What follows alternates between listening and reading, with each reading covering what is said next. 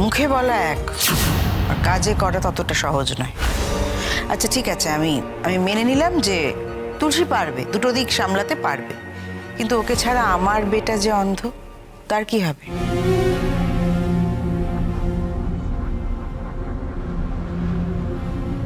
দেখো, তুলসী যদি আমার বেটাকে হেল্প না করে তাহলে তো ওর পড়াশোনায় মন বসবে না, ঠিক করে পড়াশোনা হবে না, তখন রেজাল্টটা খারাপ হবে। দেখো, অগ্নি এখন ছোট নয়, যথেষ্ট বড় হয়েছে।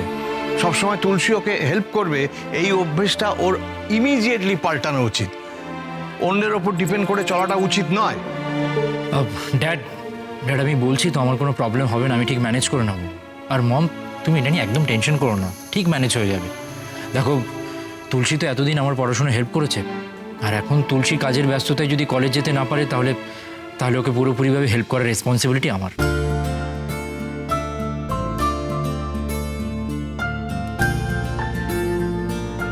বাহ, এই তো পুরুষ মানুষের মতো কথা, খুব ভালো লাগলো। আচ্ছা বলছি, তুলসীর কাজ করা নিয়ে তো কথা। দেখো, প্যান্ডেমিকের সময় থেকে তো ওয়ার্ক ফ্রম হোম এই কালচারটা চালু হয়ে গেছে। তো তুলসী যদি বাড়িতে বসে অফিসের কাজগুলো করে দেয় তাহলে তো কোনো অসুবিধা নেই, অফিসের কাজও হবে, বাড়ির কাজগুলোও করতে পারবে। না পরমা, ঘরে বসে কাজ হয় না। তুলসী হচ্ছে এই প্রজেক্টের লিডারকে ঘরে বসে থাকলে হবে না, ওকে রেগুলার অফিস যেতে হবে। লেবার প্রবলেম থেকে শুরু করে প্রোডাক্ট কোয়ালিটি সমস্ত কিছু নজর রাখতে হবে। পরমা, সব কিছু ঘরে বসে হয় না, তুমি অত ভেবো না তো, ওকে সামলাতে দাও। আবার কি বাড়ির বউ বাড়ির ওয়ার্ক করবে না, খালি বাইরের ওয়ার্ক করবে, লোকে কি টক করবে? যারা এইসব টক করে সেটা তাদের শিক্ষার অভাব, মানসিকতার সমস্যা। আরে ঘরের বউ চার দেয়ালের মধ্যে সবসময় বন্দি থাকবে? সেই যুগ এখন নেই, সময় বদলেছে, মানসিকতাও বদলানোর দরকার।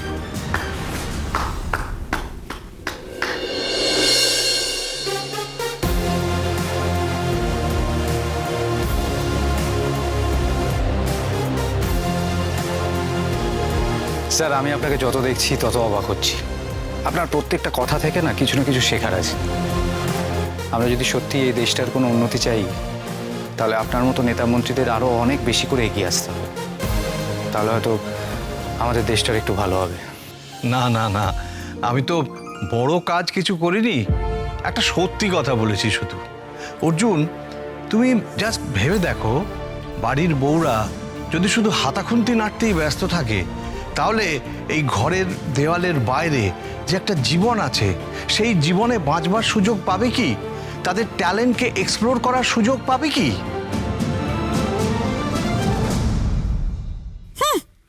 আদিক্ষেতা। অর্জুন, বলছি যে আউট হাউসে থাকতে তোমার কোনো অসুবিধা হচ্ছে না তো? না না, আমার কোনো অসুবিধা হচ্ছে না, আমি একদম ঠিক আছি। যাই হোক, তোমার নতুন জীবন শুরু হয়েছে, সেই জন্য তোমাকে অনেক শুভেচ্ছা। Thank you. তুলসীমা, তুমি তৈরি হয়ে নাও, আধ ঘন্টার মধ্যে আমরা বেরোবো, অফিস যাব। যাও তুলসী, তুমি তৈরি হয়ে নাও। অর্জুন, তুমি একটু আমার সঙ্গে চলো তো, তোমার সঙ্গে আমার কিছু বিষয় ডিসকাস করার আছে। ওকে স্যার, চলো।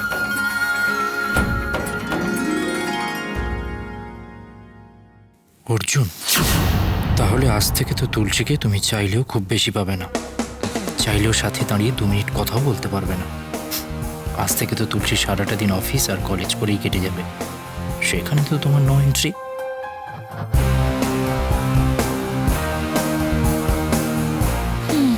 হাজব্যান্ড, এখানে স্ট্যান্ড হয়ে থেকে লাভ নেই, তুমি বাজারে যাও, আমি কিচেনে যাই, চলো।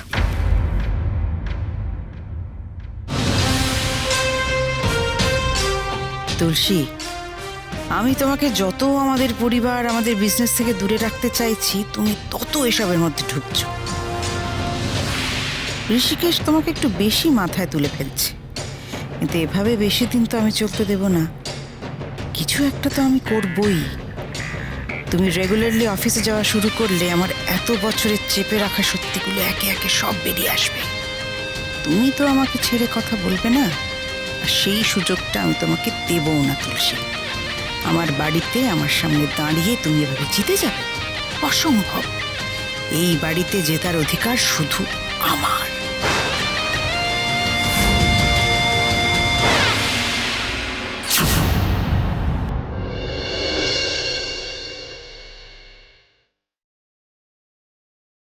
হঠাৎ যখন ঘুম ভেঙে যায় দু চোখ তোকেই খুঁজবে ঠিক।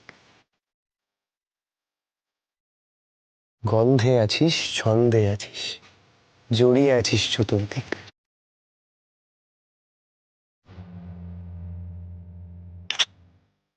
নরম মনের পশম ছেয়ে বৃষ্টি রাঙিয়ে চোখের জল, শান্ত চোখে তাকিয়ে আছিস ছাপিয়ে ভালোবাসার ছল।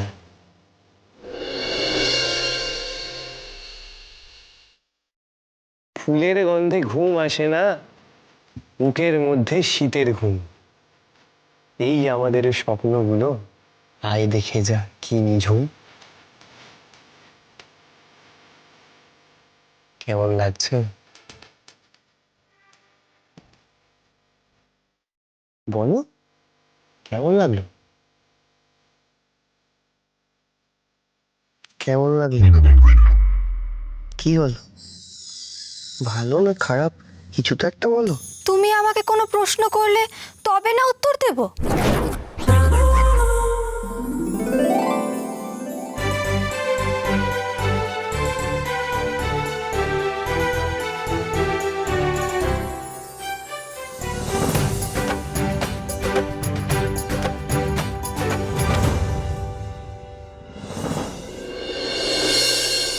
কি হলো? আমরা এইখানটায় এলাম কি করে? আমরা তো এই ঘরে ছিলাম না, আমরা তো একটা অন্য জায়গায় ছিলাম। মানেটা কি? অন্য জায়গায় মানে কোথায়? কি জানি, আমি তো জায়গাটা ঠিক চিনি না, কিন্তু জায়গাটা খুব সুন্দর। তোমার কি হয়েছে বলো তো? গতকাল দিদির মুখে শুনলাম গুন্ডারা তোমার উপরে অ্যাটাক করেছিল। সেই শুনেই তো ছুটে ছুটে এলাম তোমাকে দেখতে। তা তুমি এখন ঠিক আছো তো? ওরা তোমাকে খুব মেরেছে তাই না? তিতির, আমাকে একটা জোরে চিমটি কাটো তো, জোরে। কেন? আরে কাটো না। আহ! এই, তার মানে আমরা স্বপ্নের মধ্যে নেই? স্বপ্নের মধ্যে নেই মানে? মানে তিতির, আমি না একটা স্বপ্ন দেখছিলাম। সেই স্বপ্নে তুমি আমার সামনে ছিলে। আমি তোমার জন্য একটা কবিতা লিখেছিলাম, সেই কবিতাটাই তোমাকে পড়ে শোনাচ্ছিলাম। আমি 2 লাইন করে কবিতা তোমাকে পড়ে শোনাচ্ছি আর তোমাকে জিজ্ঞেস করছি যে কেমন লাগলো, ভালো না খারাপ। তুমি আমাকে কোনো ফিডব্যাকই দিচ্ছিলে না। এই এই তুমি এটা ভাবছো না তো যে আমার মাথা খারাপ হয়ে গেছে? আর সেই বাহানায় তুমি আমার সাথে ব্রেকআপ করে নেবে না তো? দেখো তিতির, আমি সত্যি বলছি, আমার মাথা কিন্তু একদম ঠিক আছে। আমি যদি দুম করে একটা স্বপ্ন দেখে ফেলি তাহলে আমি কি করতে পারি বলো তো? তোমার না মাথাটা একেবারে খারাপ হয়ে গেছে। আমি ব্রেকআপ কেন করতে যাবো বলো তো? এই করবে না তো সত্যি? এই শোনো না, আমি তোমাকে নিয়ে এরকম আরো অনেক প্রেমের কবিতা লিখতে পারবো তো? এই আমি না অনেকগুলো প্রেমের কবিতা ভেবে রেখেছি। কি রে তিতি, টেনশন কমেছে এবার? সেই তো সকাল থেকে পার্থিবের কি হলো বলে বাড়ি মাথায় করছিলি। সত্যি? এই তুমি আমাকে নিয়ে টেনশন করছিলে? ও সো সুইট। না মানে ওই আর কি। থাক, আপনাকে আর লজ্জা পেতে হবে না। ঠিক আছে, তোরা কথা বল, আমি অফিসে যাই। তুই এক্ষুনি বেরোবি নাকি? হ্যাঁ, এক্ষুনি তো বেরোতে হবে, আজকে অফিসের ফার্স্ট দিন, ঠিকঠাক সময়ে পৌঁছতে হবে না? তাহলে চল, আমিও তোর সাথে বেরোবো। কেন তুই বেরোবি কেন? তোরা একটু গল্প কর তারপরে যাস। না না, আমি বাড়িতে মিথ্যে বলে এসেছি তো, দেরি করলে আবার বাবা ঝামেলা করবে, লেট করা যাবে না। এই তিতি, তোমার এমন কিছু লেট হবে না। তুমি আমাদের সাথে আগে বাড়িতে লাঞ্চ করবে, তারপর তুমি বাড়ি যাওয়ার কথা ভাববে। না না, লাঞ্চ করবো না পার্থিব, অনেক দেরি হয়ে যাবে, আজ থাক। আমি এখন থাকবো না বলে তুইও এই বাড়িতে থাকতে চাইছিস না, তাই তো? তবে তোর চিন্তার কিচ্ছু নেই, পার্থিব তো আছে, কেউ তোকে কিচ্ছু বলবে না তিতি, তুই নিশ্চিন্তে থাক। পার্থিব, তুমি তোর খেয়াল রেখো। আমি আসি তাহলে। টাটা বৌদি ভাই, তুমি নিশ্চিন্তে যাও। আর হ্যাঁ বৌদি ভাই, all the best. Thank you, tata, আসছি।